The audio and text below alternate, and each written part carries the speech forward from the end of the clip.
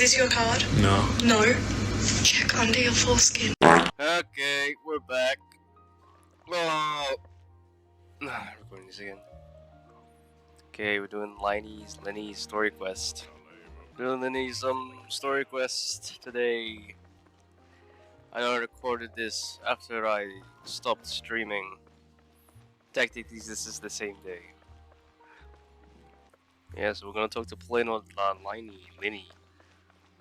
There's spoiler warning. If you haven't watched the live stream or if for the story, I can recommend you do so now.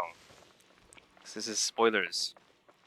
But basically, okay, Lyney is and Lynette is part of the Fatui.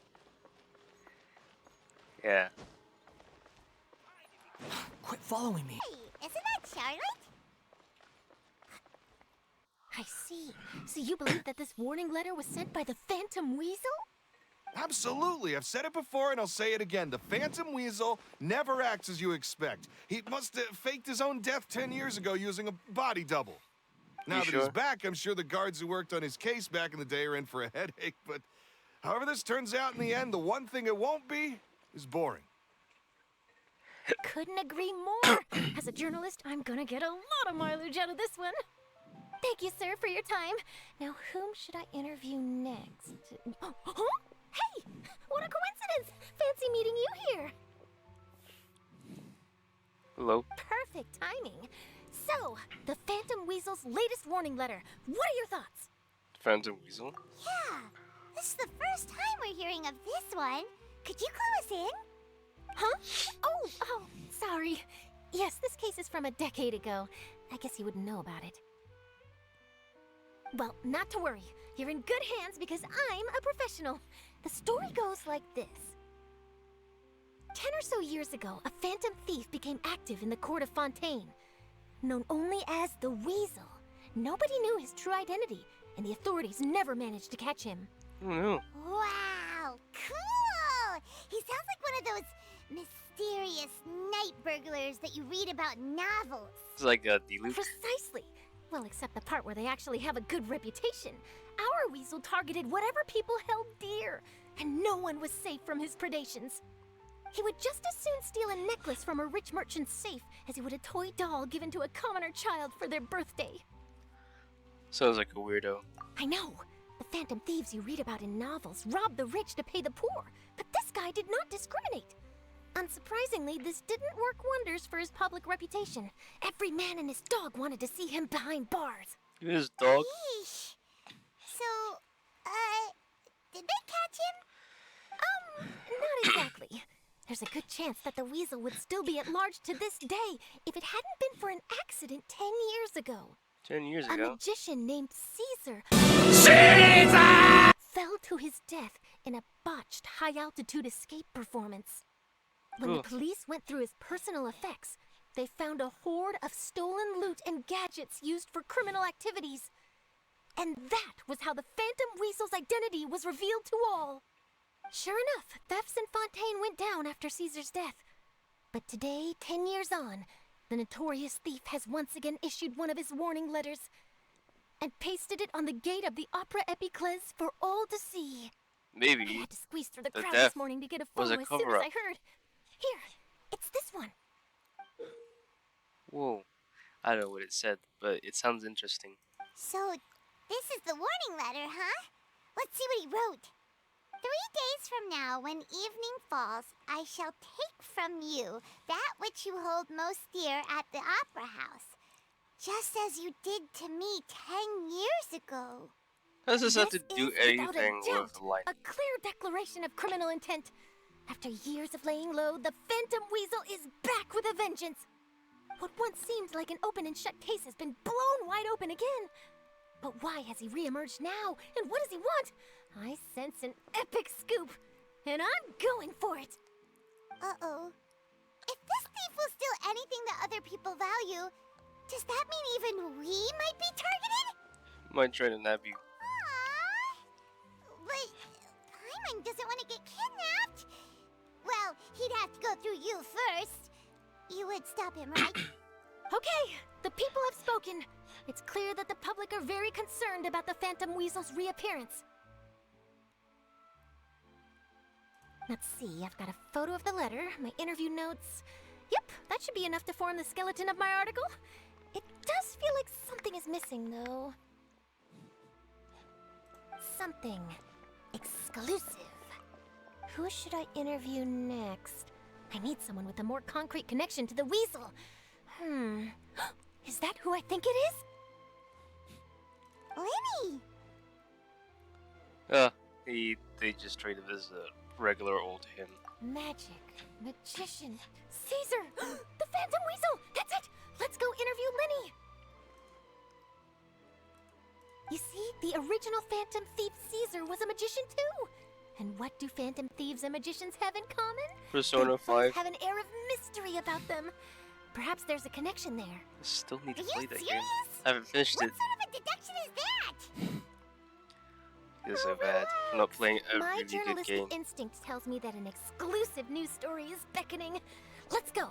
No time for delay. Okay, go. The crowd is dispersing. Wow, Mr. Magician! How did you know which card I picked? Oh, it's simple. Come closer and I'll let you in on my secret. Magicians have a special skill called telepathy, which means we can read other people's minds. Really? Then, what am I thinking now? Porn.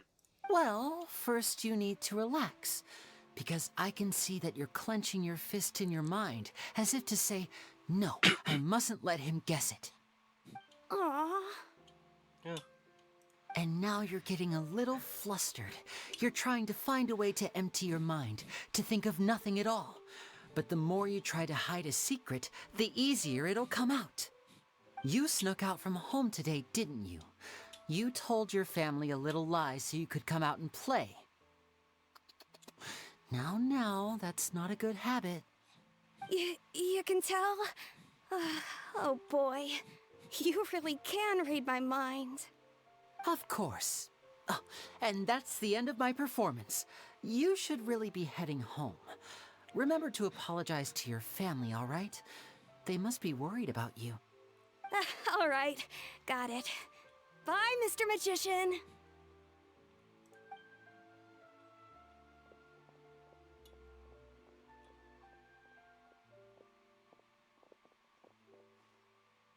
Hey, Lyney? Why, hello. We meet again. Are you looking for me? What's the situation? They'd probably be awkward after that thing. guess, Mr. Telepathic? Oh, please. You didn't believe that spiel, did you? The power of telepathy is quite beyond me. I'm sure that child would beg to differ. Seemed like you were right on the money. That was nothing more than a little trickery. I made an educated guess based on his micro-expressions. Oh, this is micro-erection. Plus the fact that he was the only kid here without his parents, and he looked as guilty as sin. He made it easy for me. You guys, on the other hand... let me guess. Don't tell me you're here for the Phantom Weasel, are you? Micro-erection. Cut it in one! Is this more of your trickery at work? Wait, really? No trickery this time. It was pure luck. It was pure luck. His warning letter's been the talk of the town, so I figured that maybe you were asking around about that. Bingo! I plan on writing a column reporting on the latest news about the Phantom Weasel. So, Lyney, what are your thoughts on this infamous thief's reappearance? To be honest, it makes me angry. What? Angry? Why? I'm feeling angry. You read his letter, right? The Phantom Weasel claims he's planning something in 3 nights' time at the Opera House. That's the night I'll be performing there. Without fail. What are the chances? Wait a minute, you don't think he's after you, do you? Well, if he is, then his warning is clearly a direct challenge to me personally. And if he's not, then it's still going to be a huge headache for me. The mere mention of the weasel's name is enough to scare people off. So once the contents of that letter get out, barely anyone will be showing up to watch my show. Oh. But I've been preparing for this for a long time. I'm not about to let him ruin my big day. This leaves me with only one choice. I have to expose the Phantom Weasel's identity before the show begins. Really? So what you're saying is, we might get to see a live duel between a famous magician and an infamous thief? Wow, this has exclusive written all over it. To be honest, I'm not sure if I'll emerge the victor. The Phantom Weasel is a notorious crook, infamous for his inscrutable methods. You're being far too modest, Lyney. I think your magic tricks are even more inscrutable than those of a thief. Thanks for the compliment, though I have to say I don't care much for the comparison. A lot of people liken magicians to thieves because we both have the ability to make things disappear without the person noticing. But there's an important difference that these people overlook. Allow me to demonstrate with a quick magic trick. Here, I have a flower, just an ordinary flower that was picked not long ago. Watch it carefully now. 3, 2, 1. Oh wow, it just disappeared It's good. in plain sight. That's the question. Where did it go? Therein lies the difference between us. Thieves make precious things disappear, but only magicians make them reappear. If I could now invite you all to check your clothes, there might be a surprise in there somewhere.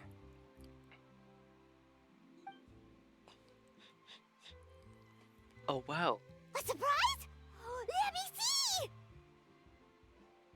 Oh, ha!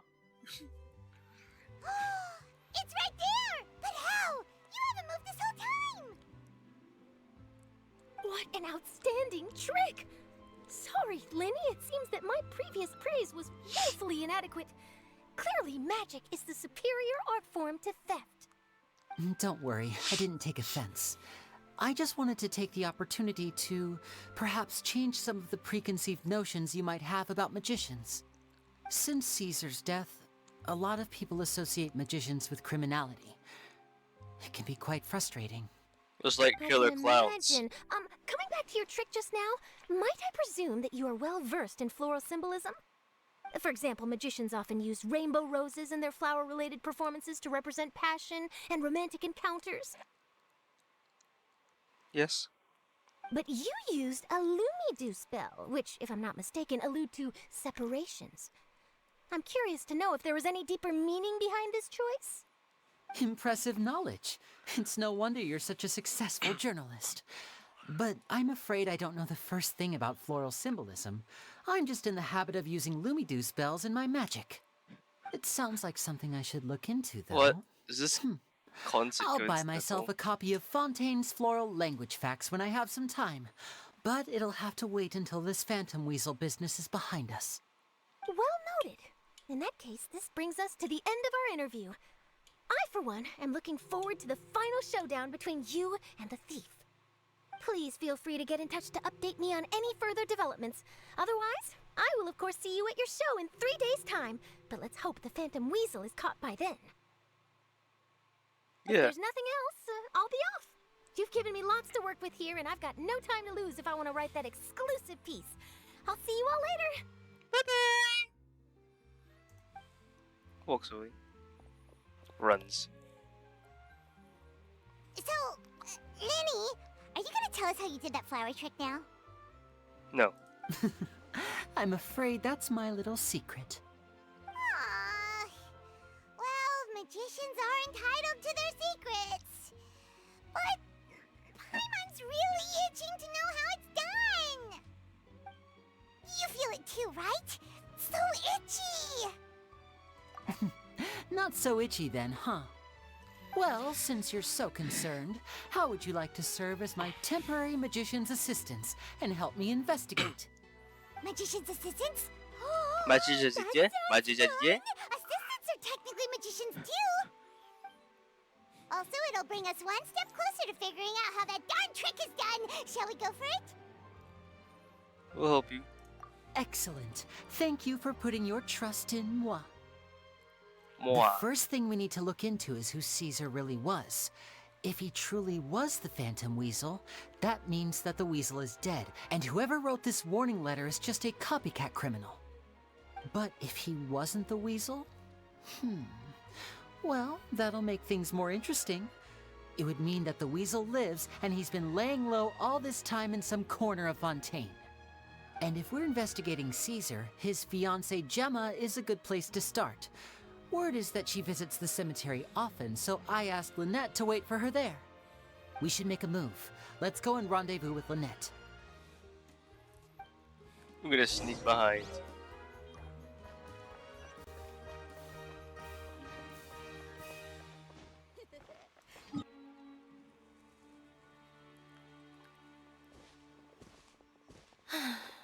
You took your time. Sorry, I bumped into the Traveler and Charlotte en route, and we ended up chatting for a while. It's been a while, Lynette. We're working as Lyney's temporary assistants in the investigation of the Phantom Weasel. Thank you. It's good to have you helping. So, what's the situation? Have you seen Gemma? Nope. I've been here a while, and she still hasn't shown up. How bizarre. Maybe it was bad intel. Well, we won't get anywhere by standing around waiting. Traveler, Paimon, let's go ask around. Okay.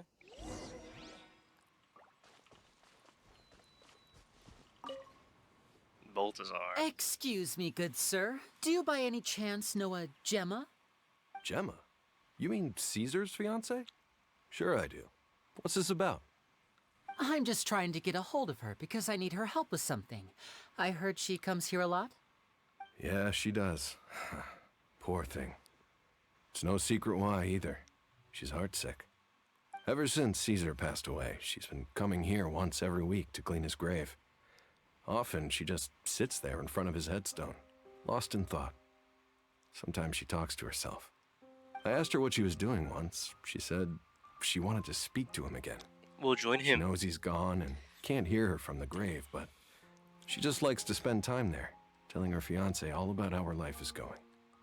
And she's been doing this ever since Caesar passed away? Oh, so 10 years. Wow. 10 years? Their love must have someone do been the math. really strong. I'll bet. Caesar's reputation fell apart after his identity was revealed, so no one else visits his grave. Gemma's the only one who still thinks about him after all these years. I don't know if the mind lives on in the waters after death, but if it does, I'm sure Caesar must be grateful to have someone who remembers him fondly. If I'm honest, I think this is all so unfair to poor Gemma. Her fiancé was a low-life crook. He doesn't deserve someone like her. Anyway, all of that said, she's running later than usual today.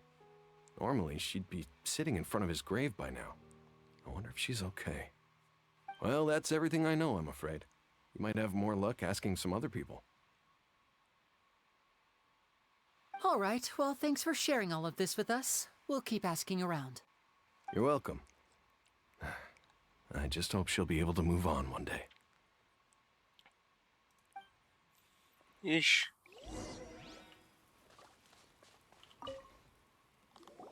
Did you hear the news? They're saying the Phantom Weasel's back. You're kidding. Wait, isn't he dead? I don't know anymore. All sorts of news flying around nowadays. I can never tell what's true and what isn't. But what if, just hypothetically, I mean, what if this weasel's the real deal and Caesar was framed? Called it. Seriously, 10 years ago, on the day it all went down, I said to myself, you know what? This guy's been set up. The Caesar I knew was a good guy. He gave balloons to children on the street, for Pete's sake. What, are we supposed to believe that he was a balloon thief or something? Give me a break. Oh, please. Weren't you the one cursing his name to high heaven when the police announced the news? You were all, that gosh darn lousy son of a, you think you know a guy, or words to that effect. Wait, did I say that? I don't seem to recall. Sorry to interrupt. Hello there. Sorry for disturbing you, but I couldn't help but notice you were discussing the Phantom Weasel. We're actually quite interested in this topic as well, but we're struggling to get to the bottom of it. Do you think you could spare a moment to tell us a little bit about Caesar? You've come to the right people. Yep, I was there. Back when Caesar used to perform magic tricks on the street. He was a great magician. The best trick I ever saw him do was pop a transparent balloon, only for a whole bunch of doves to fly out from the inside. So the doves were stuck in I was right up close and didn't blink or look away once. But for the life of me, I still don't have the faintest clue how he pulled it off. Really incredible stuff. I saw him perform too. He always used to bring some gifts along for the kids who came to watch his show, and he'd hand them out after he was done.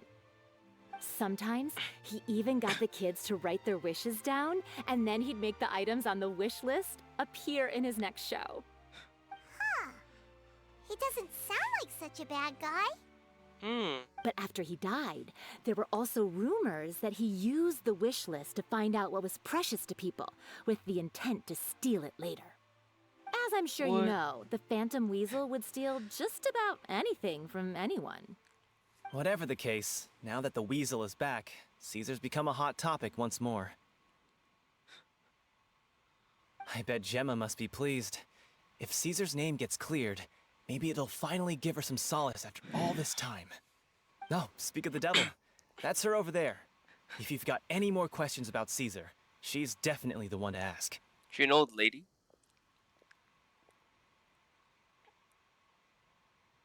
So that's Gemma. Is it just Paimon, or does it look like something's wrong? Wait, it looks like she's injured. Come on, let's see if she's okay. Hurt by the Phantom Weasel.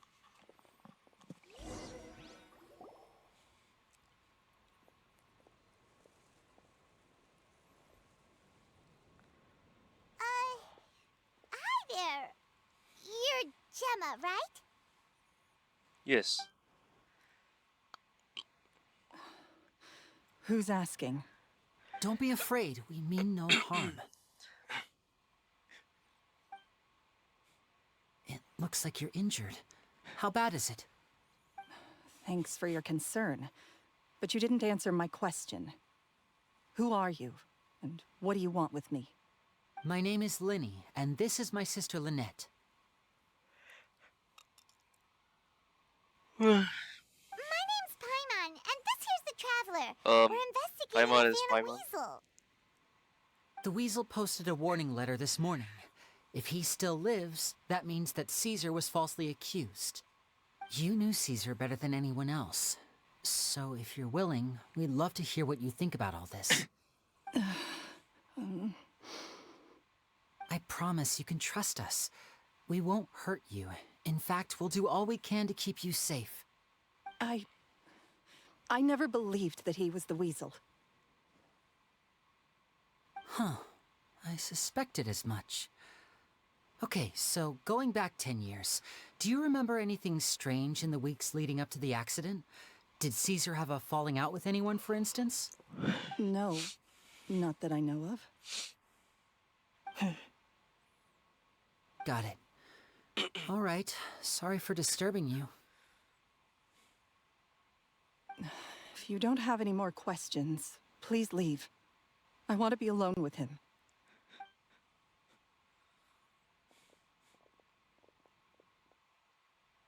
Was someone hiding in those bushes? Judging by the look on her face, there's definitely something fishy about her. She's lying. She definitely knows something. She simply doesn't trust us. That's fair. We're just a bunch of strangers who showed up and started questioning her about things that happened a whole decade ago. It makes sense that she'd be wary around us. In any case, I doubt we'll get any further here, so let's call it a day. Meet me outside Hotel de Boer tomorrow, and then we'll start the next step of our plan.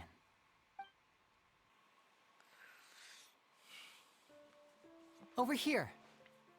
Come here. I will tell you a secret. Lynette's not joining us today? She busy. I've had her follow Gemma and see if we can make any inroads with her. They should be at a cafe right now. Still, I don't think that Gemma's likely to open up to us. So, we need a contingency plan. Today, we'll be looking into a guy named Lorenzo, Caesar's former pupil and assistant. When Caesar passed away, all the stolen goods discovered in his home were confiscated and returned to their rightful owners. But Lorenzo was the only one privy to all his magic secrets, and he inherited his craft. Before long, Lorenzo was the next big magician in town, his fame surpassing even that of his master, and it made him very wealthy. He's since left the magic scene, though, and these days, he's a wealthy businessman with his fingers in a lot of different pies. I had to pull a lot of strings, but I managed to get him to agree to a couple of drinks with me. Be warned, though, I hear he's got a hair-triggered temper. We'd best be careful. Right.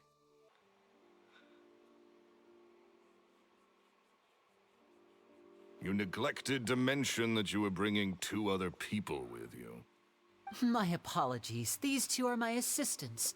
When they heard that I was meeting with the former magic maestro himself, they begged and pleaded with me to bring them along. And if it's no trouble, a couple of autographs would really make their day. Oh, forget the pleasantries, just sit. Sheesh. Is there a robot cook?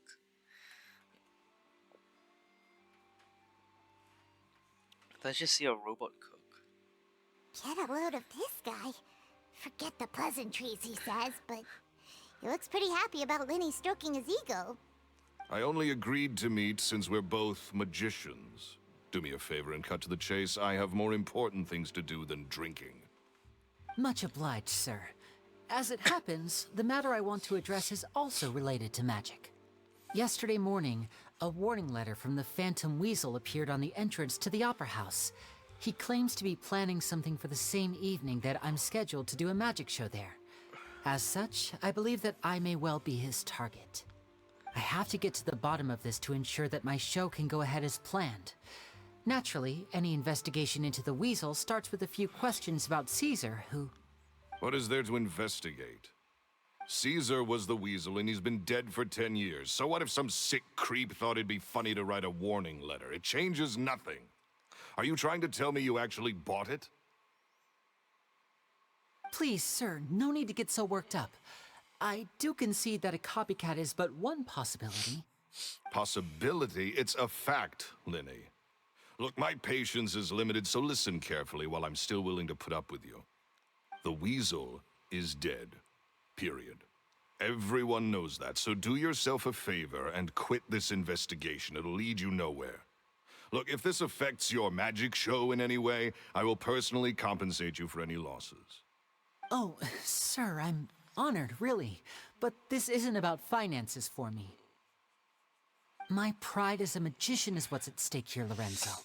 Copycat or not, this person has thrown me the gauntlet, and I must meet their challenge head-on. So there is Your a robot pride? cook. Don't mince words with me, boy. Just tell me, what exactly are you seeking to do? I want to find out the Phantom Weasel's true identity. I have to know for myself what really happened 10 years ago. What would that accomplish? And what do the events of 10 years ago have to do with you, anyway? Look, you of all people should know that a magician never reveals their secrets. And in any case, dead men don't talk. So if you really care about your magician's pride, then you'll forget about Caesar and move on. Owned. Uh-oh. This is getting awkward. Renzo? Is that? Oh, it is you! I know that big, booming voice anywhere. What's up, my man? Want to grab a drink with me? Another day, I'm busy. Oh, come on. You can't be all business all the time. You know what they say? Live fast, die young. You gotta learn how to kick back and relax once in a while.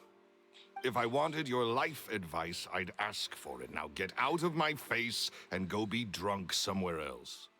Sorry, my good sir. I don't believe I've had the pleasure. Oh, hey!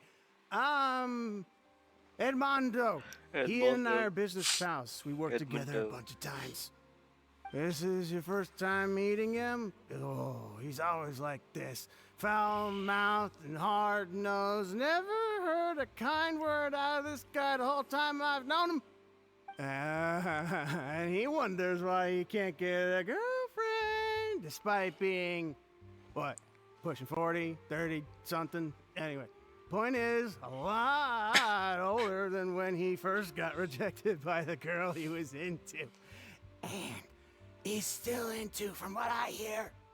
Shut up and get out of my face. Another word out of you and you can forget about doing business with me ever again. Do I make myself clear? Sorry, I may have had a little too much to drink. All right, I'm gonna leave. Don't work too hard. Ish. I think it's high time I made a move as well. If you really want to investigate this, Lyney, be my guest. But if nothing good comes of it, don't say I didn't warn you.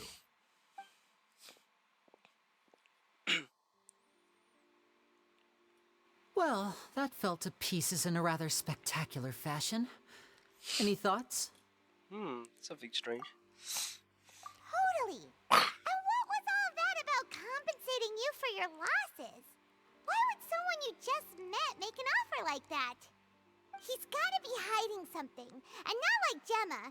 She was a little suspicious, but this guy's definitely covering something up. I think so too. We need to look into Lorenzo more closely. That guy Edmondo seems to know a thing or two about him. He only just left. Let's see if we can catch up with him.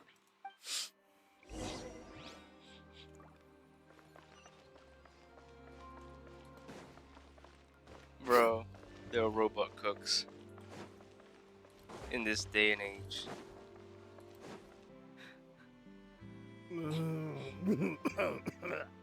Just puke in the You trees. okay there? Who are you? Oh, it's you guys. Don't worry about me. I must have had one too many. I just need to ride it out. I say way too much back there, didn't I? Yeah, I nearly talked myself into complete financial ruin. Note to self, no more drunken chats when Lorenzo's around. So, he was serious about threatening to cut you off? Ugh, Paimon knew he was a bad egg. Hey, keep your voice down. Don't go prying into Lorenzo's personal affairs. Bad things happen to people who ask too many questions. Or make an enemy out of him. What kind of bad things? Don't even ask. I'm sorry, I'm gonna have to cut this conversation short. I'm not crossing that line again. And take it from me, trouble with Lorenzo is one thing you don't need in your life. You saw him flare up back there. I don't know what you said to him, but clearly it touched a nerve. That's not a good sign. You're too young for this. Don't get in over your head. I'm leaving.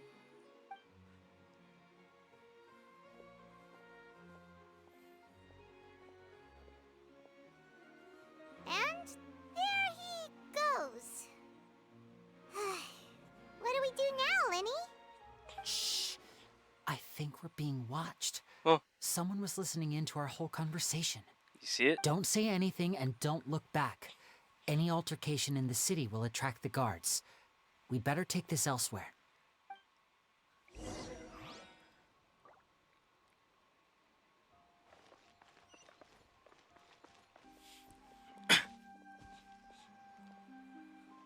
You followed us a long way. Why don't you come out and introduce yourselves? So you're Lyney. Am I something? And where's your sister? Ain't she with you today? Save us the trouble and go fetch her for us. Let's not drag this out. Paimon doesn't like the tone of your voice, mister. Who sent you, huh? Save your questions, missy. You ain't gonna need answers where you're going. Capiche? Looks like we can't avoid this fight. Now, I'm not the strongest fighter, so I hope you're ready to back me up. Oh, okay. Don't worry, we got this.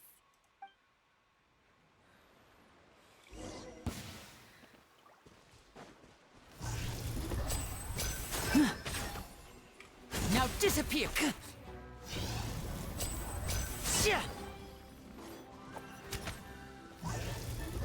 I'm fine. Curse it. Tougher than we thought. Vision wielders are always trouble. Intimidation ain't gonna work like it did on the lady. Come on, let's scram! Hey, wise guys! We ain't through with you yet! Oh, they got away! Did you catch what they said just before they left? Something about intimidating someone else. Sounds like they just wanted to rough us up as a scare tactic, and they've already done it to someone else, but who? Gemma? You're right. She was injured when we saw her yesterday, and she acted like she had something to hide. Maybe she was too scared to tell us the truth because those guys had threatened her. Well, if that's the case, she should be more willing to open up to us once she learns that those thugs won't be bothering her anymore. Let's head back to the cafe and see if we can get any information from her.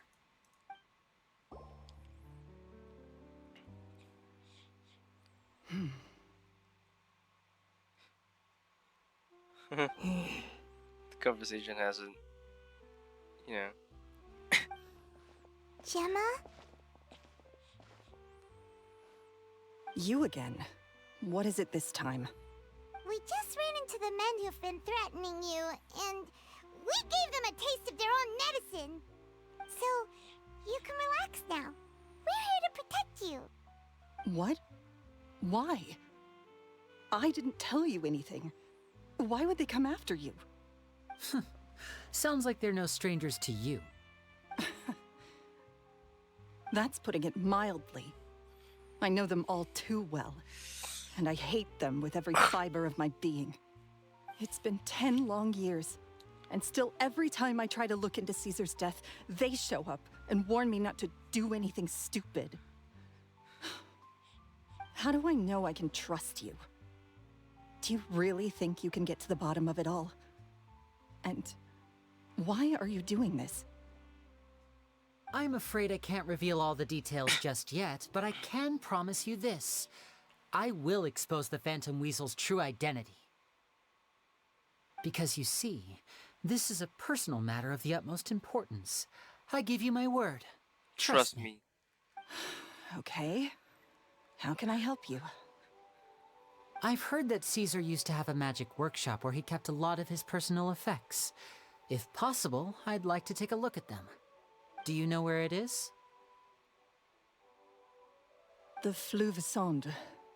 But the place was sealed up by the police after his death, and no one's been there since. I also know that the Fleuve Sonde is dangerous territory. Lots of hostile groups lurking around. If you're serious about going there, please be careful. Understood. Lynette, you stay here and take care of Gemma. Don't let her come to harm. Got it. But if I'm staying here, I'm ordering dessert. I mean, bon appetit. But stay sharp, too. They're likely to come for you while I'm away. Okay. Alright. Power saving mode off. I'll start taking this more seriously now. Ish. Yet you still have a performance to do?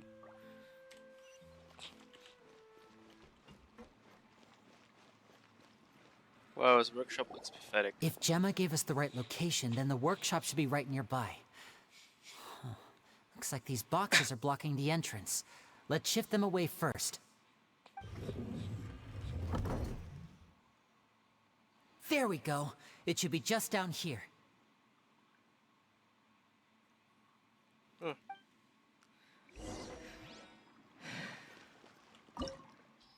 Enter the magic workshop.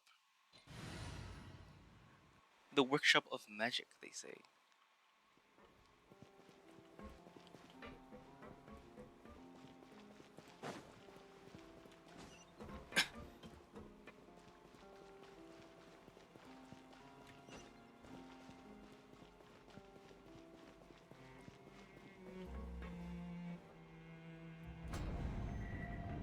So this was Caesar's workshop.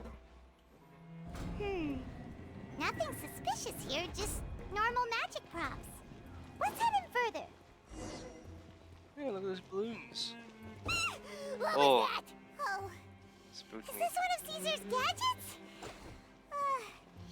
Guess we must have triggered some sort of device.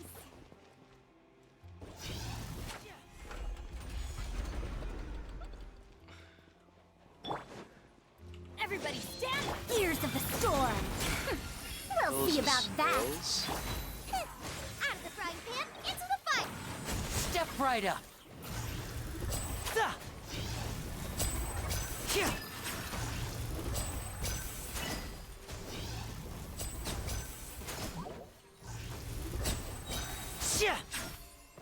Whoa. Look, the doll in the box is glowing. Oh, what's that? They're flying. There's something written on the card on this doll. Let's take a closer look. I want a bucket of fried chicken that never runs out. Same. I like a new bag. There's no such thing as a fried chicken that never runs out. Just as there's no such thing as eating too much fried food is bad for you. Make sure you pray with something healthy like a salad. I like a little dove. I want a robot with cool powers. And you need your parents' permission to own a pet. I have a little fluffy toy dove for you this time. Here you own a pet. I'll make a real dove here for you next time.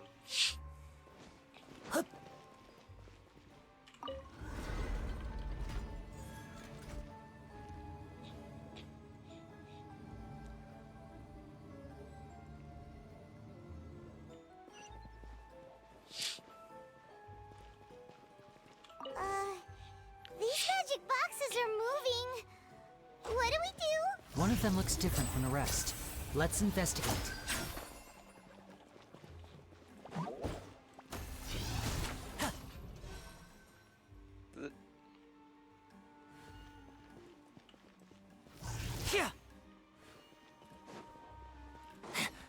So this one says, I wish my parents would get back to I wish for good grades in my next exam.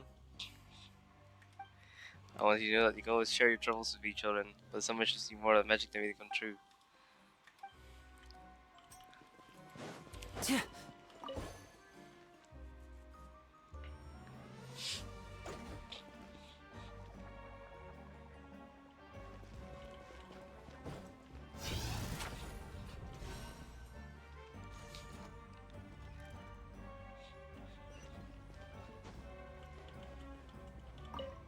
When do we get to go to your wedding? I want to watch your shows even when I'm grown up. Do you have to go on tour? Oh my.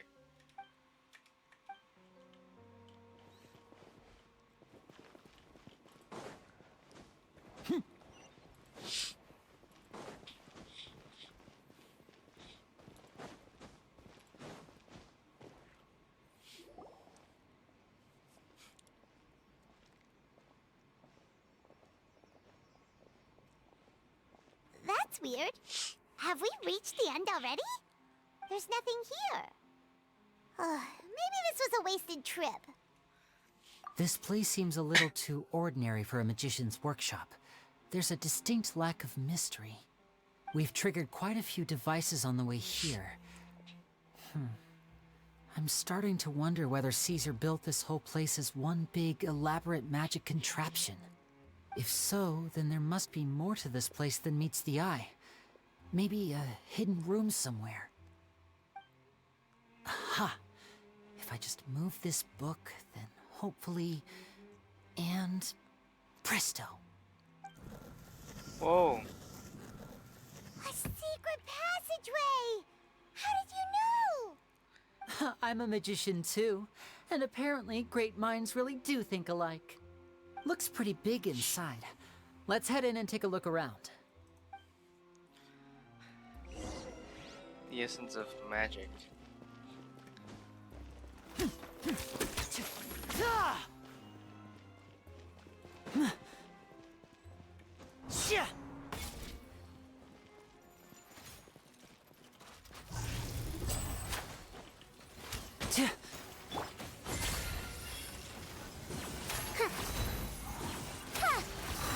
Unsightly insects!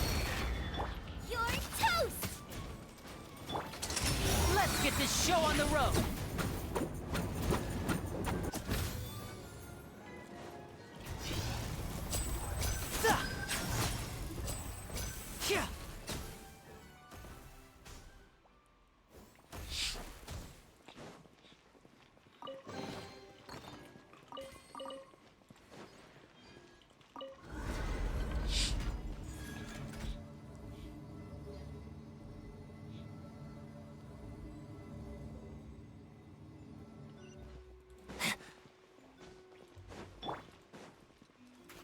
I'm going in!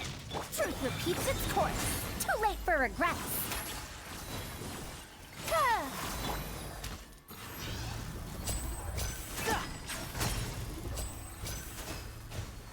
Now disappear.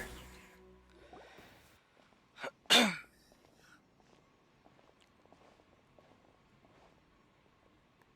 have you stopped, Lyney? Is there some device in that box? It's a device. Huh. It just looks familiar somehow. Let me check this out for a second while you guys go on ahead. If anyone makes a major discovery, let's rendezvous here. All right, see you in a bit. Bye-bye.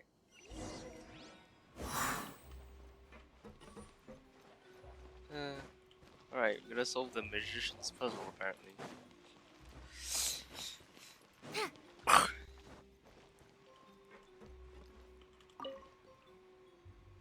Huh.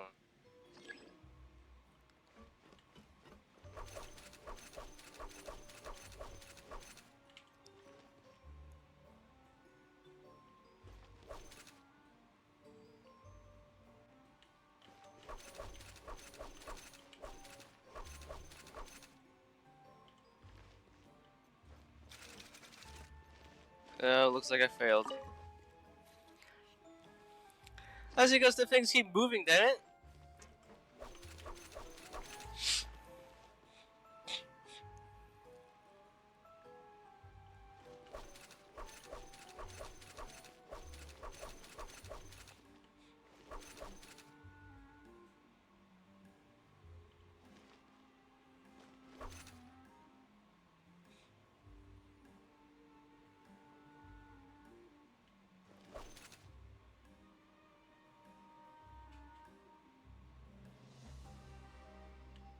Oh, seems like we can't step on the same tile twice.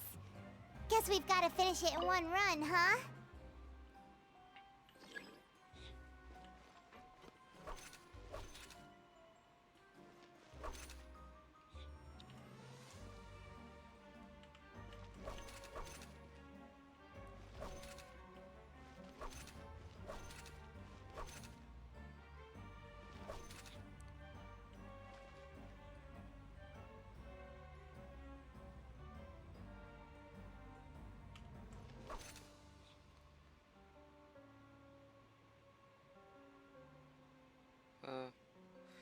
So this thing is giving me a headache.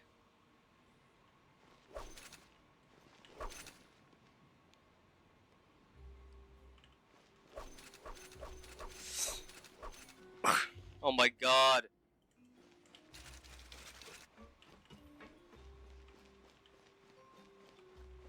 Can we go sideways as well?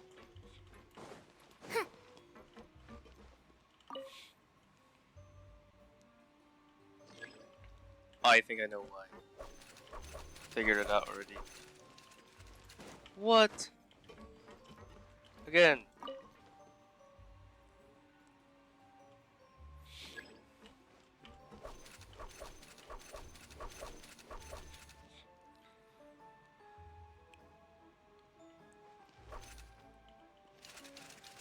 What? I didn't touch anything!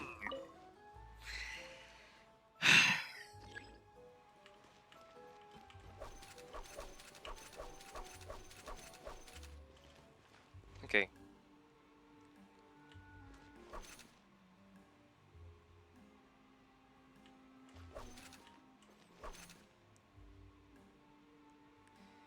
Yeah, it looks like I'm smart.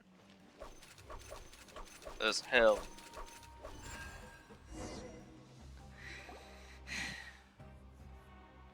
See?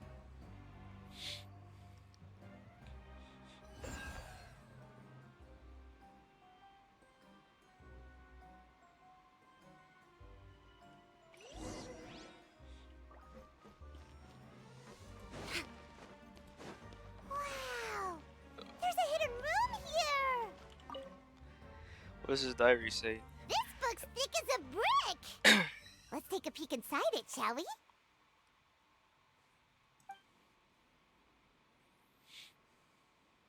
At one of my shows a few days ago, a child asked me how I pulled candy out of my hat. As a joke, I told the kid that the hat has a built-in wish-granting machine. Next thing I know, today a whole bunch of kids were pestering me to pull all sorts of things out of the hat. So I told them another white lie. The machine needs time to power up, but in the meantime, you can write your wishes down. Well, they took me up on that offer, enthusiastically. As I write this, I've only just got back from running around all over town, buying the things they wanted. Boy, are my legs sore. I wound up saving very little this month, but that's not a major issue. I now have a bigger problem. How am I going to hide all these things inside my hat? How are you? 2 children came to talk to me after today's show. I don't know why they were out on their own. They looked much too young to be unsupervised. I do hope they got home safely. Anyway, they said that they wanted me to teach them how to do magic. It's not uncommon for children to ask this, of course, but I've never seen any of them as serious about it as these 2. I told them that learning magic is very hard work, but that didn't faze them at all. It's like they already knew. They seemed so committed. I couldn't turn them down. It seems like something's bothering Lorenzo lately, but he won't open up to me about it. Surely he's not upset that I agreed to teach those 2 children. I'll have to talk him around. I have a good feeling about those kids. They're naturally talented, and it seems like they're not new to the world of magic. Do you know what magic is? They have all sorts of fantastic ideas. All I'm really doing is helping them develop a more professional standard training plan. They wanted to call me Master, but I told them they absolutely mustn't. Any magician worth their salt could have taught them what I have. They're the geniuses here. Compared to them, I don't deserve to be called any sort of Master. With time, I have no doubt that they could become far greater magicians than I. My only concern is why they're so mature for their age. I fear they've had to grow up too fast. I don't dare to imagine what they must have been through. Gemma thinks so too. She doesn't like being around them. Says that their eyes are too piercing. They don't bother me, but then again, I've never been the sharpest tool in the shed. It's nearly time for me to go on tour. I asked the 2 kids if they'd like to come with me, but they shook their heads. I once overheard them talking about their father and their mission. Sounds like their parents have other plans for them.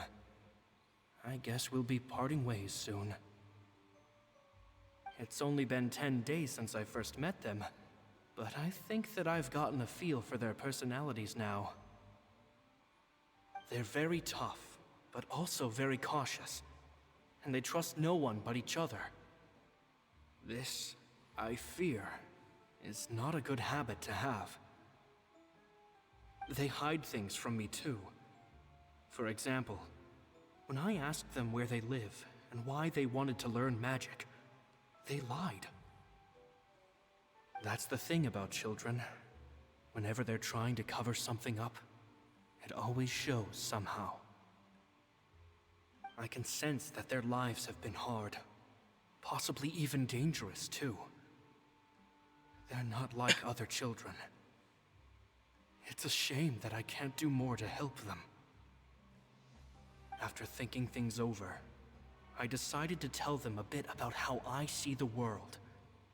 It's full of lies and falsehoods, and that is why we must find our own truth. P.S. I hope they won't find my nagging annoying. Children are so opinionated nowadays. Will it do them more harm than good for someone they've only known 10 days to lecture them like that? PPS. Maybe I'm overthinking this. Children aren't interested in grand philosophies. It probably just went in one ear and out the other. I bet they've already forgotten every word I said.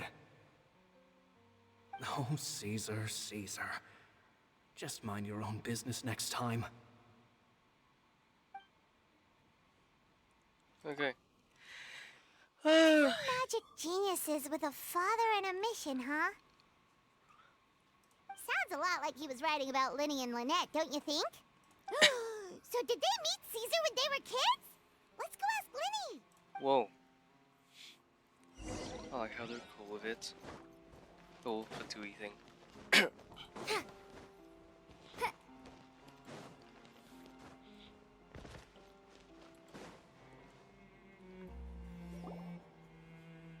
Lyney? Shh, hold that thought. As I expected, there's a lot of fishy things going on in this place. Fishy? Uh-oh, what have you found? All in good time. Before we go over our new leads, I want to tell you how a high-altitude escape is performed. Okay. First, the magician slots themselves into a magic box in full view of the audience. The box is then suspended high in the air, and a short while later, the base automatically opens. At this point, a dummy will fall out of the box, but it looks real enough to grab the audience's attention, and they start wailing and screaming. Meanwhile, the real magician, who has by now blended into the crowd, waits for a good moment to make their appearance and put on a hysterical performance. Oh no! Is that me? Did I just fall to my death? Very vivid description. Paimon can really picture it. And then what? The audience's gaze then turns to the magician, and by the time they realize what's happened, the dummy has vanished, as if everything that just happened was some sort of shared illusion. Whoa. Of course, that's just how I think the process should work, theoretically speaking. What do you mean? The inventor of this trick never performed it successfully. When the box opened, Caesar was the one who fell out, and not the dummy. He fell right to the ground from the highest point of the opera house. No one could hope to survive that fall. Not without a vision, at least. And no one else has ever attempted this trick since.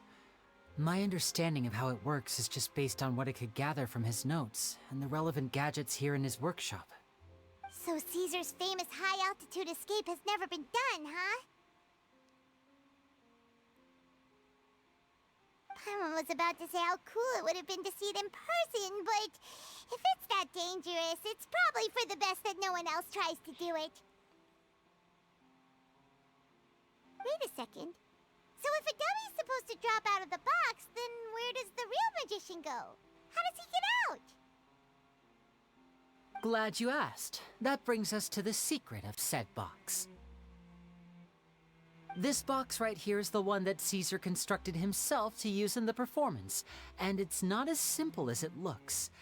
Inside, there's a device that only the magician himself would know about. Once the magician's inside and the box is lifted up into the air, the audience's view of the box is fixed at a certain angle. From where they're standing, they have a clear view of the front, sides, and bottom, but the back and the top are now no longer visible. At this point, the magician presses a button inside the box, opening a secret door out of view. He then escapes through this trap door onto the opera house roof, waits for the dummy to fall and distract the audience, and quietly returns to ground level. That's way simpler than Paimon imagined. Even Paimon could probably do it. True. Well, there's a little more to it than that, of course. The hardest part of this trick is controlling the audience's mood and reactions. That takes an exceptional degree of showmanship. There's the falling dummy, the miraculous reappearance, the pompous performing. Maybe the magician would even have themselves tied up before it begins to strengthen the impression that there's no escape. Many days and nights of careful research and painstaking practice would have gone into this, all culminating in a performance just a few minutes long, but one that still manages to transform the shock and grief of a tragic accident to the joy and laughter of a mesmerizing magic trick. Caesar was a highly accomplished magician. But unfortunately, even he didn't manage to pull it off. So, how did it go so wrong? You said you found some fishy stuff here. Have you figured out what really happened? I can make a pretty good guess. I looked into the case files. The magic box Caesar was using at the time of his death had the secret button I mentioned positioned on the right-hand side. And, sure enough, he always used his right hand as his dominant hand in public. Okay. Nothing suspicious there. But here's the strange thing. Most of the devices in this workshop have the mechanism on the left-hand side, including this box right here. Which leads me to believe that Caesar was in fact left-handed. Oh no. Because a magician can't afford to have their most basic habits stand out too much. People naturally focus their attention on the most important details of the task or situation at hand. But a magician needs to be able to redirect an audience's attention at will so as to avoid arousing their suspicion. The essence of magic is getting people to believe a lie. If even the truth raises eyebrows, the falsehoods become all the more difficult to mask. And so, Caesar trained himself to use his right hand to align with his audience's expectations. Great magic always requires sacrifices.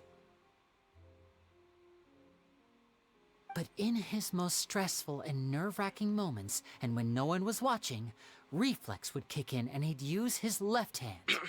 That's why he set his gadgets with the mechanism on his left. Eesh. Exactly. I think that's likely what happened. Caesar would have been under a lot of time pressure during the escape. He'd have had mere seconds to open the hidden compartment, retrieve the dummy, then open the secret door and make a swift escape. But I'm sure he was confident. He would have rehearsed countless times to the point where it was second nature. He'd barely need to think about what he was doing because muscle memory would guide him through. So he opened the compartment, took out the dummy, checked everything was in order, and then went to leave. With his left hand, he reached for the button, and suddenly, his heart skipped a beat. It wasn't there. Much like when you reach for your keys but find your pocket empty, his mind needed a moment to process what was going on. Instinctively, his left hand would keep feeling around for the missing button, maybe for another second or two, until the bottom of the box gave way. With the stakes being as high as they were, just a 2-second delay cost him everything. The authorities would find nothing suspicious and conclude that his death was due to his own error. When in reality, someone switched the boxes, and they did it to murder him. But how would they be able to make the switch without being noticed? That would be difficult to pull off, no? It would have to have been someone who knew that he was left-handed, and who could move his props around without arousing suspicion. Someone who was always by his side. Lorenzo. Isn't that right, Lorenzo? You just couldn't let sleeping dogs lie, could you? There's not a lot of people who'd go to all this trouble for some magician who died 10 years ago. I didn't want to have to do this, you know. Silencing you the hard way just creates more problems for me to deal with. But I gave you your chance. I hoped you'd do what's good for you and back off like the lady, but you disappoint me. You mean Gemma? So you are the one who's been threatening her! Yes, although however stubborn she might be, she was never much of a liability. But you people, you never even knew him, but for some reason you just wouldn't drop it. Which is why you can't leave this place alive. Take them out, and make it quick. Do your worst!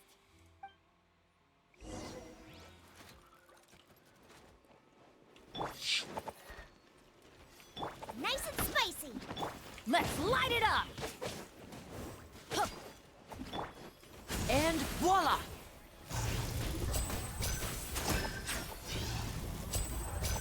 Here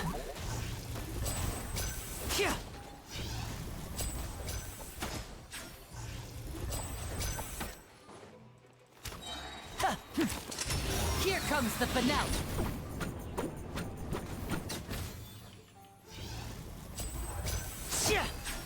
Step right up. What the hell is that? Teamwork is dreamwork. Squall Fury, you're dead. Monster's getting Search for it. Know your place. Eat this! Out of the frying pan, into the fire!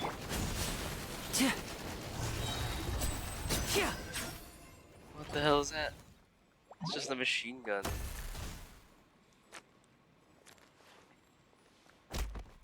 Oh.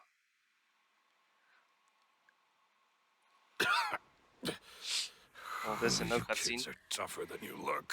Where's cutscene? Had enough yet, Lorenzo? Your cronies can't help you now. I think it's high time you started talking. And what I'd really like to know is, why did you murder Caesar? If I had a Mora for every time you said that man's name. Of course you idolized Caesar, everyone else did. But I was the real genius magician. Me! He was just an amateur who did cheap tricks for gullible children. I was the one who made magic into the fine art it is today. The aristocrats doffed their hats to me! So it was jealousy. Jealousy. Hatred, more like. I hated Caesar. All he cared about was his magic. He lived and breathed it. He poured everything into his street performances and his stupid tours like it was just a hobby to him, never bothering to think about Mora. What sort of fool devotes their life to the art of deception and never has a Mora to show for it? But the people loved him, didn't they? Oh, how they looked up to him. No one gave me a second look. All I ever heard was, "Oh, your master's amazing, isn't he?" Amazing. Yeah, so amazing that he was completely broke. Every other apprentice was living it up at their master's expense, but no, not me. I put in all the work, mastered all the skills, and it brought me nothing more than the life I already had. He forbade me from using magic to trick people out of their Mora. There was nothing he hated more than that. And with his reputation in Fontaine, it was too risky for me to go it alone. As long as he was alive, if I dabbled in my own brand of money-making magic, he would expose me, and it would destroy me. I had to kill him. There was no other way. He had to go. Poof. And this was your only motive? It was reason enough. What other motive would I need? Well, I was under the impression that there might have been other factors at play. For instance, maybe you were in love with Gemma, but she was engaged to Caesar. In love with Gemma? Don't be ridiculous. Guess I was wrong about that then. Next question. Are you the Phantom Weasel? I am. Caesar was so strict with me. He insisted that his way was the right way. That the sole purpose of magic was to bring joy to the world. I never bought into any of that. I was more interested in the practical value of magic. Sure enough, it helped me fill my pockets with all kinds of valuable treasures. Oh, yeah! Charlotte told us that the weasel would steal whatever people valued, no matter how much it was worth. That's just how it looked from the outside. What would any thief want with second-rate loot? I've only ever targeted high-value items. I stole cheap things as a way of practicing my craft. It was other people's overactive imaginations that conjured up the preposterous image they then dubbed the Phantom Weasel. So, that's the story, huh? Well, I hope you're ready to tell it all over again during your trial. What choice do I have? You're a pack of wolves, and you've got me between your jaws. You've seen what's here, and my last-ditch effort to stop it getting out has failed. What else can I do? So be it. I've enjoyed power and wealth for the last 10 years, the likes of which Caesar could never give me. I wouldn't choose for things to end this way, but I regret nothing. Very well. In that case, I'll contact the guards. Traveler, Paimon, keep an eye on Lorenzo for me. I'll meet you just outside the workshop when I'm back. For me. Ah, you're back. You were so quick. I've only just finished my 3rd dessert. Your 3rd? What? Lynette, come on, we've talked about this. Everything in moderation. You're not gonna have any room left for dinner now. Eesh. It's fine. I'll shift to exercise mode and jog off the excess sugar. That's besides the point. Well, it's done now, but try to eat a more balanced diet in the future. Point taken. Did everything go okay? Of course! Lorenzo was no match for us. The guards are taking him into custody as we speak.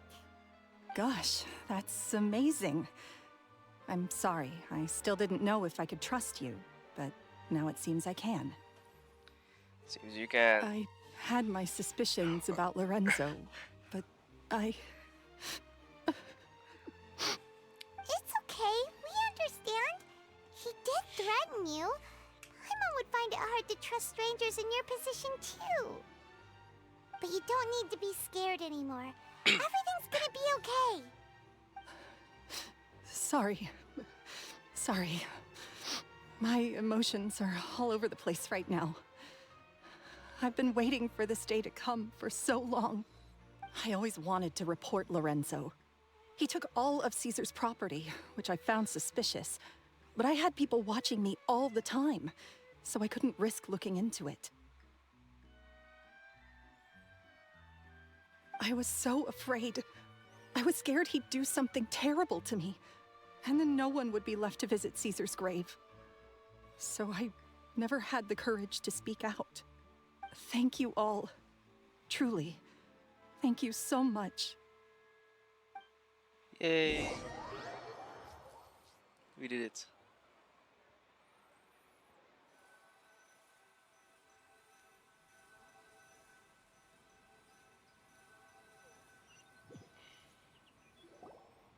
Thank you all for clearing Caesar's name. I never would have guessed that Lorenzo was the real Phantom Weasel. He never showed any signs that there were problems between him and Caesar in public. From the outside, it looked like they got along great. And to think that lowlife's been living life to the fullest all this time, while Caesar's name was getting dragged through the mud. It's a travesty. At least his soul can finally rest in peace now, thanks to your efforts.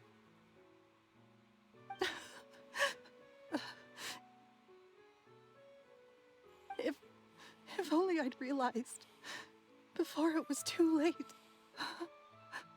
Don't blame yourself, Gemma. This isn't your fault. Yeah, you still have the rest of your life to live. Caesar wouldn't want to see you spending it feeling guilty. Cheer up, Gemma. My brother's doing a magic show at the Opera House tomorrow evening. Would you like to come along? It might raise your spirits. This show will be a special one. We're holding it in Caesar's honor. In Caesar's honor? Really? Oh, thank you. I'll be there. Great. We'll see you tomorrow evening. Traveler, Paimon, don't be late. Don't worry, we'll be there. No way are we gonna miss out on a free magic show. Wait, Paimon feels like we're forgetting something. Oh yeah, Caesar's diary! We never found out if the two kids Caesar taught magic to were Lyney and Lynette or not. Lyney changed the topic back in the workshop, so we didn't get a chance to bring it up. Oh well, guess we'll just have to ask Lyney tomorrow evening. You're a loss.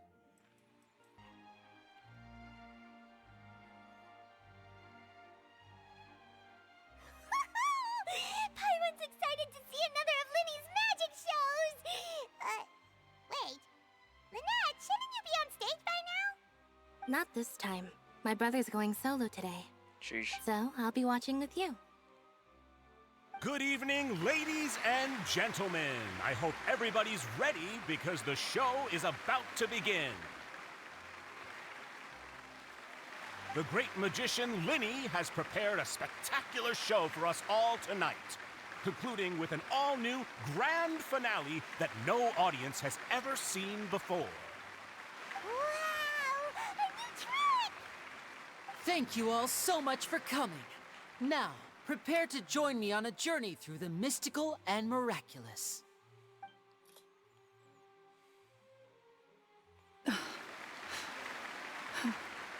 Exciting stuff, isn't it?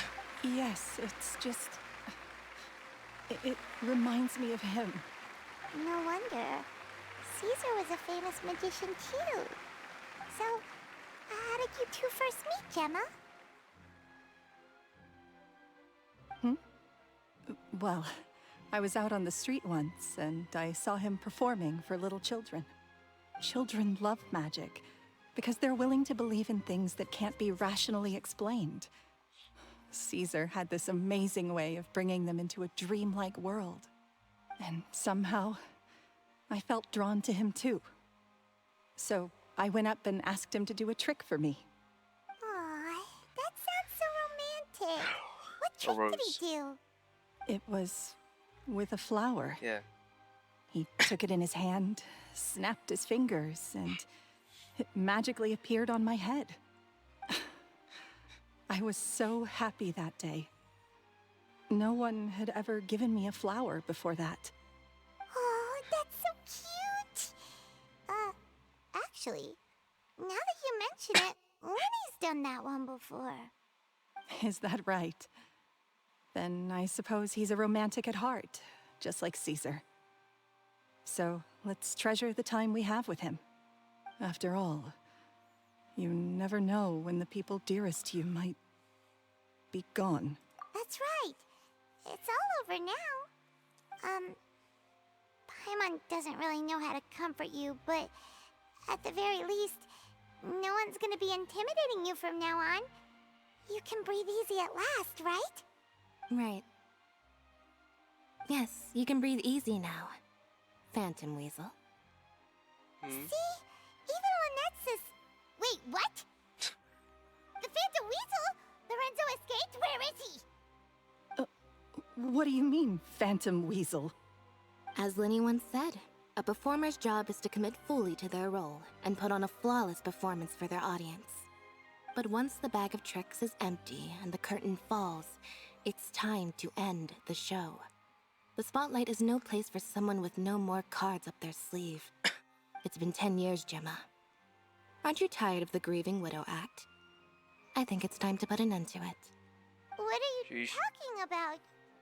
Paimon doesn't like this riddle. Traveler, Paimon doesn't like where this is going. Come on, say something! Ladies and gentlemen, I hope you're all enjoying the performance so far. There will now be a brief intermission, after which Lyney will perform the most electrifying act of tonight's show, the one we've all been waiting for. The final performance will take place outside of the Opera House, so please make your way outside in a calm and orderly fashion. The Phantom Weasel never did like public places, did they? Don't worry, this place will be quiet soon. Let's talk somewhere else for now.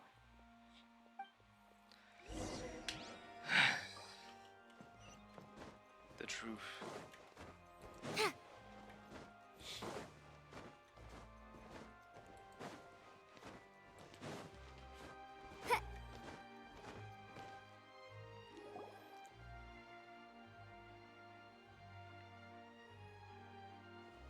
Why is she all red?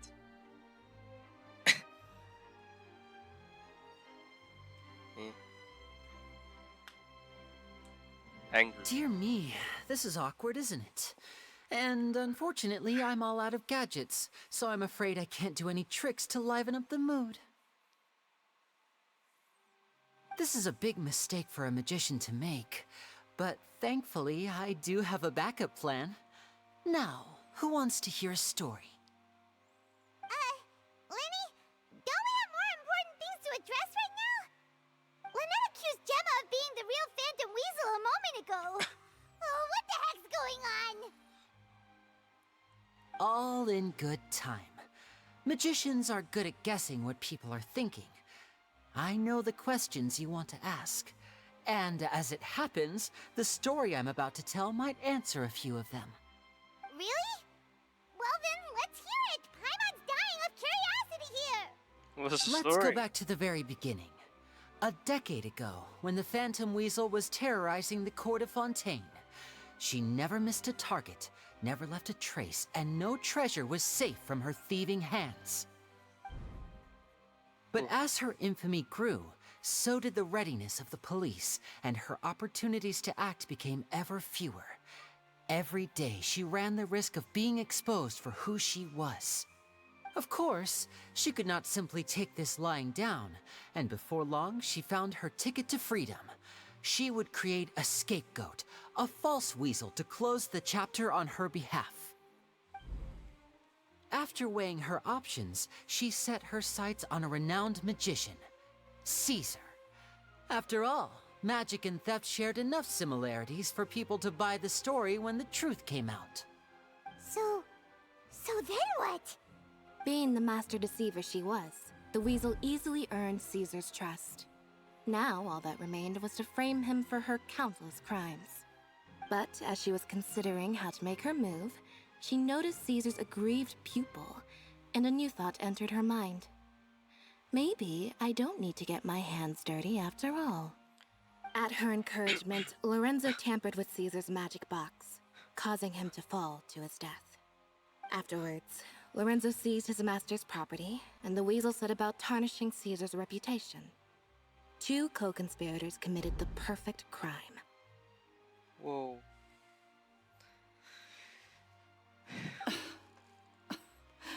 I've got to hand it to you. You're both exceptional storytellers. It's enough to make even me wonder whether there was really another mastermind behind all this, pulling the strings. But I just have one question. You seem to think that I am the villain in this tale. What's brought this on, Lyney? Is it something that Lorenzo said? Don't worry, Lorenzo said nothing at all. But I never believed that he was the weasel, and in fact, my investigation only made me more certain of that. He was too forthcoming with his confession, as if there was something else he was trying to hide. How disappointing. So you'd sooner trust Lorenzo than me, even without a shred of evidence? A magician is an expert at playing the audience to get the result they want. And I have no doubt that you, Gemma, are equally talented in this regard. With a little help from Lorenzo, you put on a very convincing performance. The lovesick fiancé, whose devotion to her betrothed is unshakable, even under threats of violence. Caesar was maligned and hated by all for 10 years, but you? Everyone sympathized with your plight. Who would suspect for 1 second that the lovely young lady always seen weeping in front of Caesar's grave was actually the mastermind behind his demise? No, not that poor lady. Perish the thought. Wait, so you mean the whole intimidation thing was just a hoax? Gemma and Lorenzo were both in on it? Yeesh. But why would Lorenzo agree to that? And why didn't he sell her out even at the end instead of admitting to being the weasel himself? Yes, why indeed? Maybe Gemma herself could enlighten us on that question. Well, Lyney, if you're so confident in your version of events, then I think the answer should be obvious. Having killed Caesar with his own hands, Lorenzo was plagued by overwhelming guilt. Revealing the Phantom Weasel's true identity would serve no purpose. But if the Weasel remained free, then she could take care of Lorenzo's loved ones. An excellent answer, though sadly a little dull. Is that right? Well, don't let me bore you. If you'd care to change the topic to something more interesting, I'd be much obliged. As a matter of fact, there's one thing I'd really like to understand. Why would the real Weasel have targeted things that only have value to other people? Could you shed any light on that? Of course. After all, we're just telling stories here, aren't we? If I had to guess, I would say that the real Weasel must have had a terrible childhood. Left to fend for herself after her parents died young. Betrayed, scorned, beaten. She'd scrounge waste paper from garbage bins to draw on, using twigs and dirt for lack of ink and pen. She'd sew ugly rag dolls from whatever scrap material she could get her hands on. This was her only source of happiness in life. But it was all she needed, and she was content. Until the world decided that even this was too good for her. Once again, she was betrayed.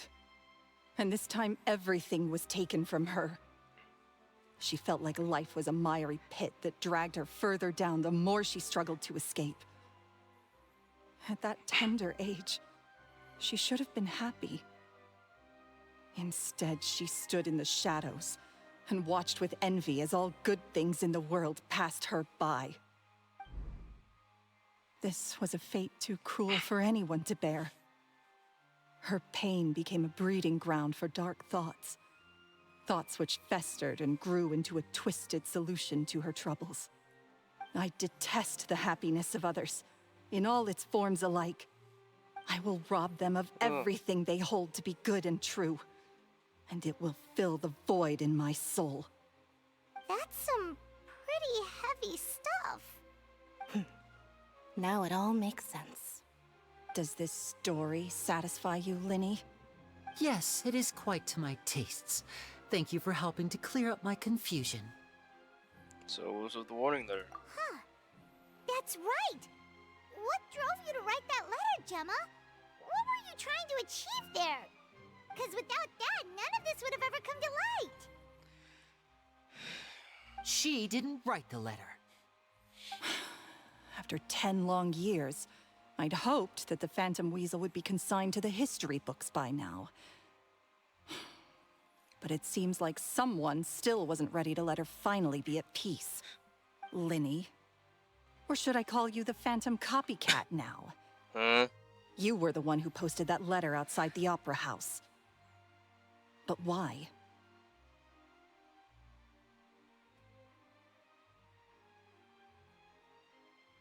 Very sharp, Phantom Weasel. Still as shrewd as ever. Well, no need for me to be coy about it. Our goal was to clear Caesar's name. The most straightforward way to change the public's impression of Caesar was to force the Weasel to show themselves. That's it? You had no other agenda? Of course we did. We made it quite clear in the letter, I believe. I shall take from you that which you hold most dear, just as you did to me 10 years ago. 10 years ago? You mean Caesar's death? You met him? Wait. Oh, I get it. You were those two obnoxious kids. It's been so long, and you're all grown up now. I didn't recognize you. He taught you magic back then, didn't he? For what, 10 days or something? And you went to all this trouble. Why? Because you feel like you still owe him something?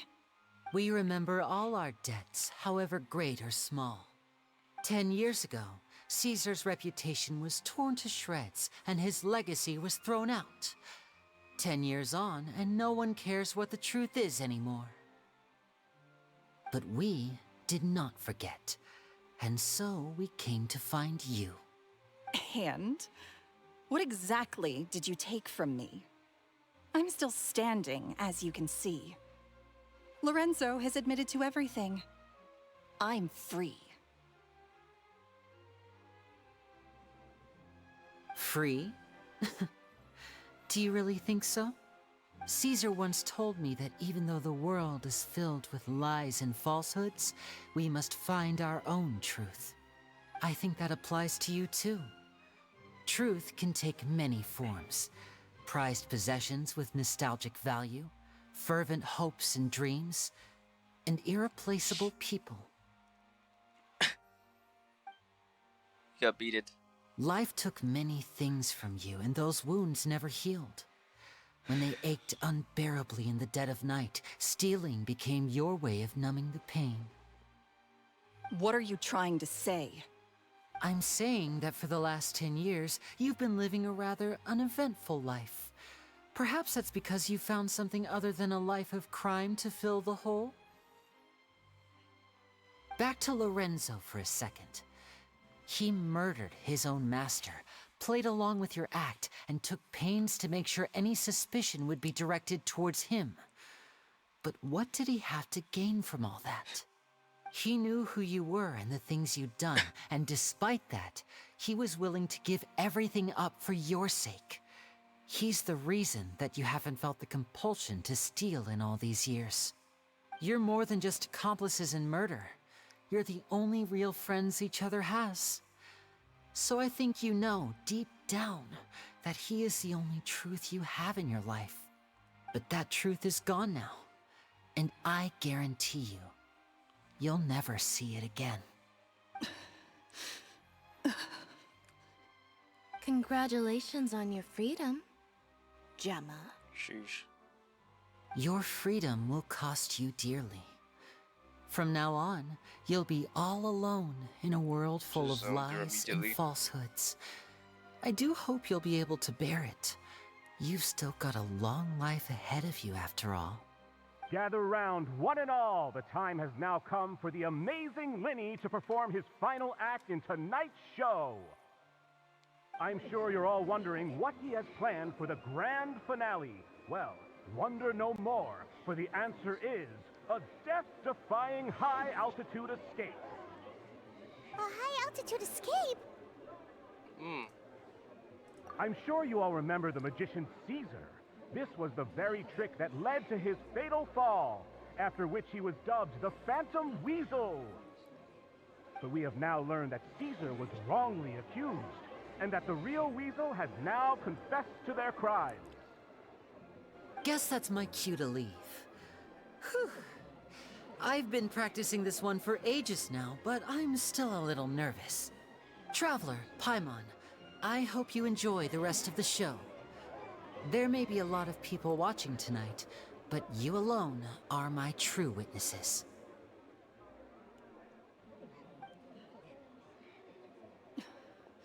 Lyney, wait. You two hid a lot from Caesar. He went to his grave without ever knowing your secrets. So what about now? Are you an open book? Or are you still the same as ever? You don't have to tell lies to end up isolated and alone. One day, you'll end up exactly where I am today. Maybe then you'll finally understand. You're wrong. I'm nothing like you. Jeez. So, what are we, doing now? Like Lyney said, when you're ready, let's head outside and watch the show. But what about Gemma? She'll figure out what's best for her soon enough.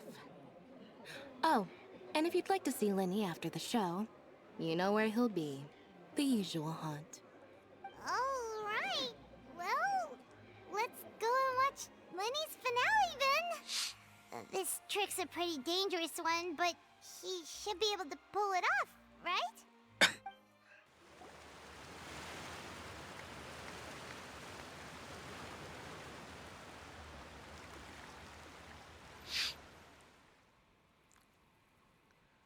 What?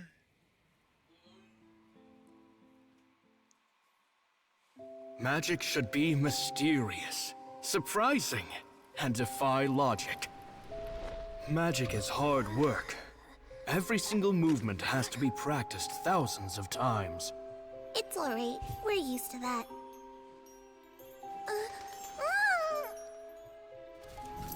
We're sorry. You've taught us so much, but we can't tell you the whole truth. It's okay. Do you still remember what I told you? This world is full of lies and falsehoods. I only hope that one day you can find your own truth. What about you? Have you found your truth? Magic is my truth. I want to perform a magic trick so great that people will always think of me when they talk about it. For a magician, what greater honor could there be? Look! Behold! Lyney is sealed inside the box. Will he manage to escape? 10 years ago, Caesar attempted this very trick, and it was at this precise moment that... Lyney! Watch out!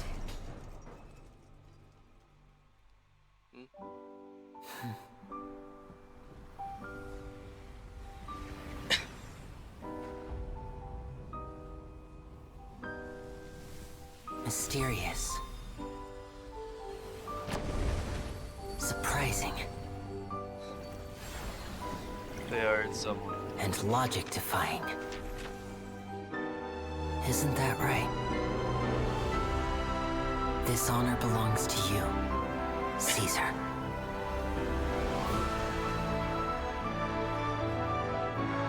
I'm just sorry it's a little late.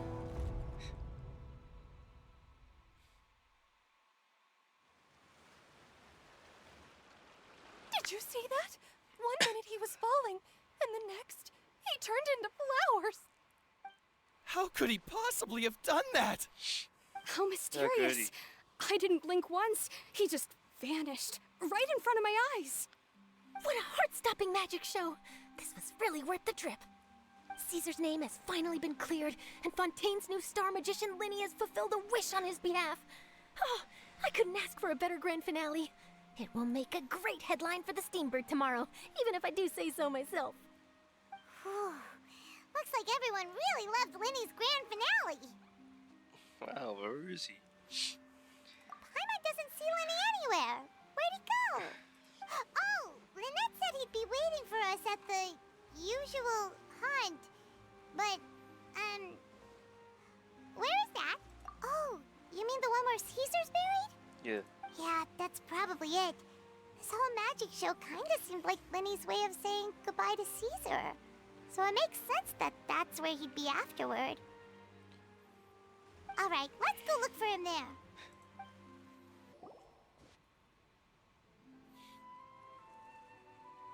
Lyney! There you are. Are you alright? Paimon was scared to death when the chain broke. Paimon was sure something had gone horribly wrong. Magic is a performance art. A magician has to get creative to keep the audience on tenterhooks. That's our job. So I tweaked Caesar's original setup a little to keep it fresh. I was honestly a little nervous during the live performance. The thought of falling, suddenly feeling weightless, seeing the sky and the ground spinning and spinning. Sometimes, I can't help but wonder what Caesar thought in those final moments.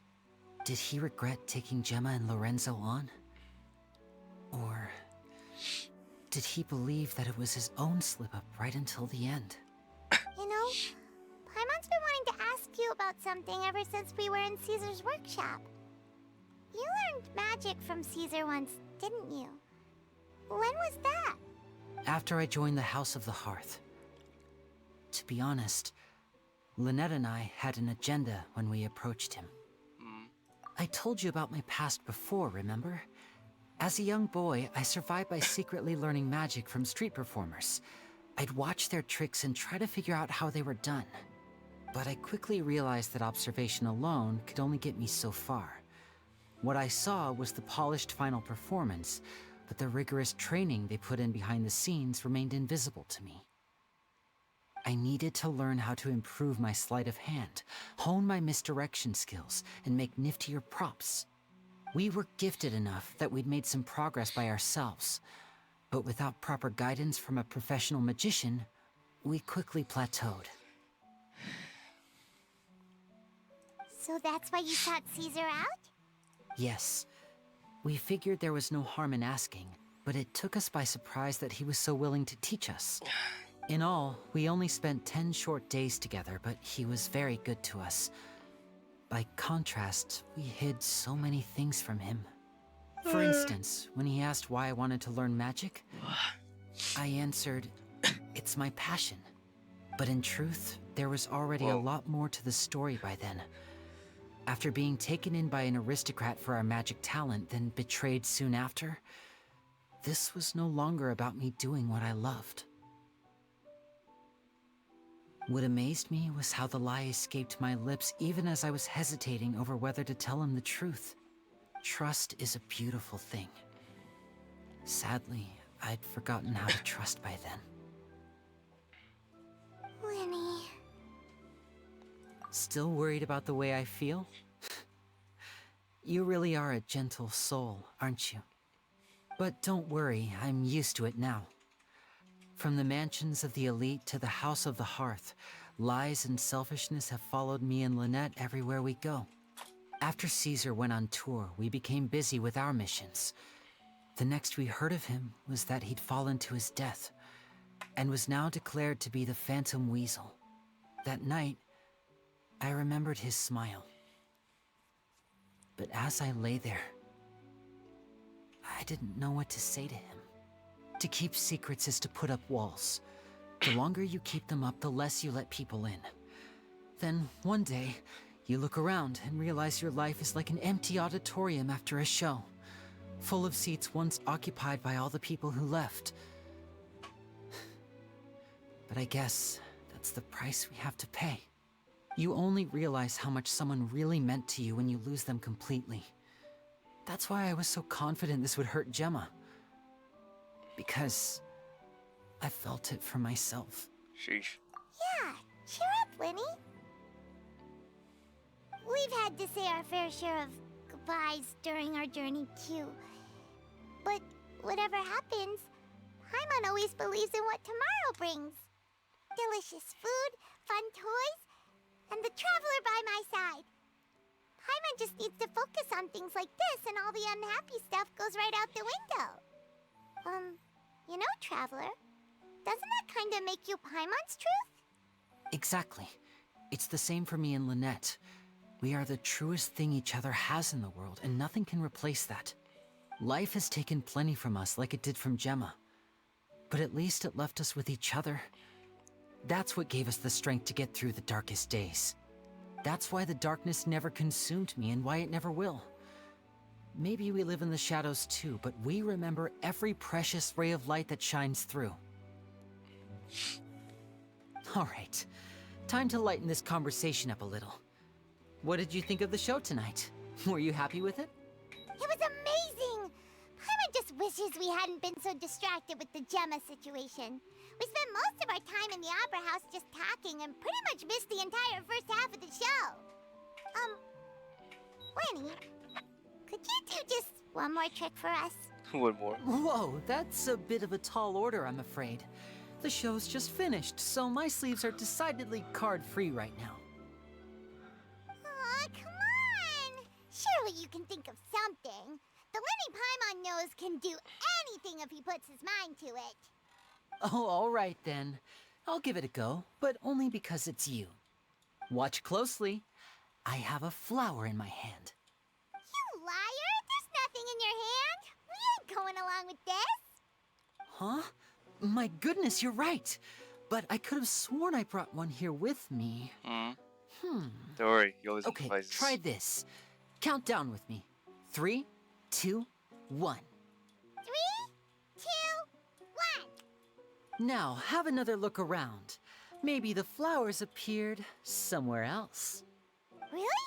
Let's see. It's there. Wow, there it is!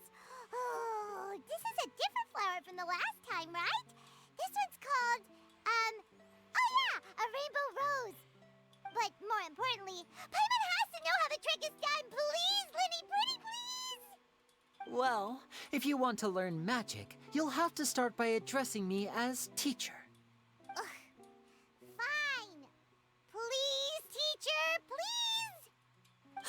since you asked so nicely, I'll share one little tip with you.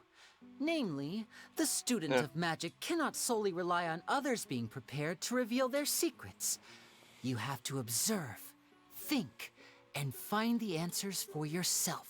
Bruh. Is that it? Ah, look at the time. We shouldn't linger here too long. Thanks again for coming to see my show. I bid you both good night.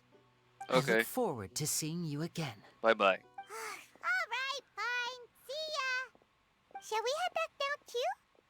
Oh, Paimon can't wait to read The Steambird tomorrow. Paimon bets Lyney and Caesar will be plastered all over it.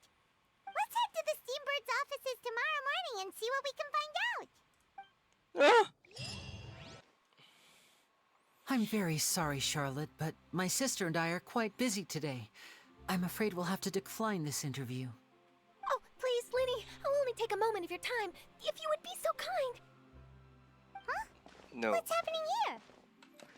I spent all night writing my piece about the Phantom Weasel, and it was going to go to print this morning. But just as dawn broke, I suddenly received news that Caesar's fiancée, Gemma, had contacted the guards and confessed to having been the real Phantom Weasel all along. Whoa. That was quick.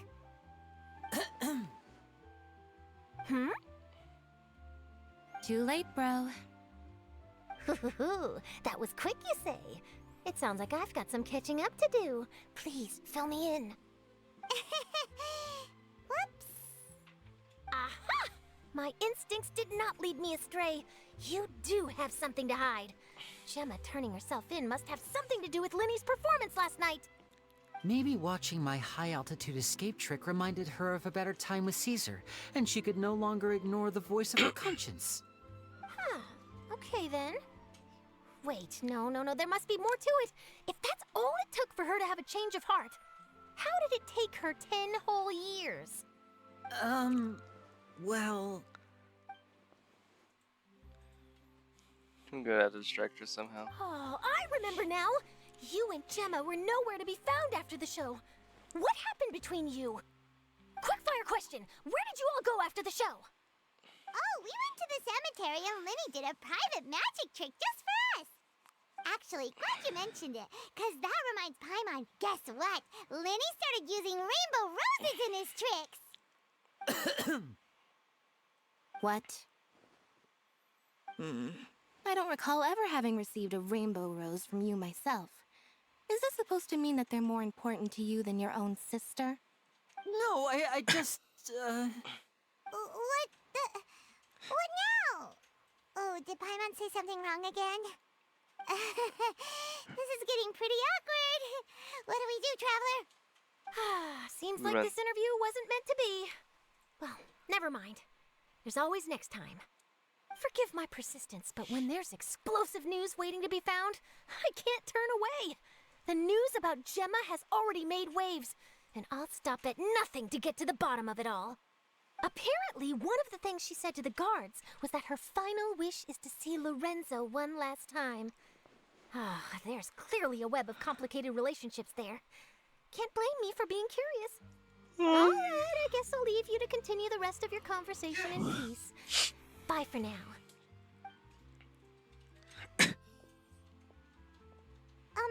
Lynette? Paimon didn't mean to. Don't worry, I wasn't angry. I was just trying to distract her. Classic Oh, really? direction. Oh, thank goodness. You scared Paimon there. Phew. You and me both, Paimon. You and me both. At least it did the job, right? Please, take good care of that rainbow rose. I'd be really upset if you lost it.